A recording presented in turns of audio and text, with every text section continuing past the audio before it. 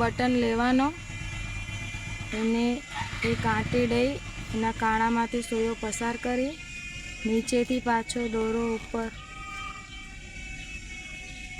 ખેંચવાનો અને જેમ ગૂંથીએ એમ ગૂંથતા જવાનું.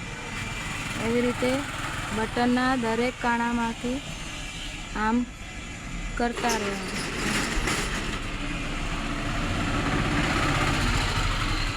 આવી રીતે બટનને પણ એક આનું આવરણ થઈ જશે.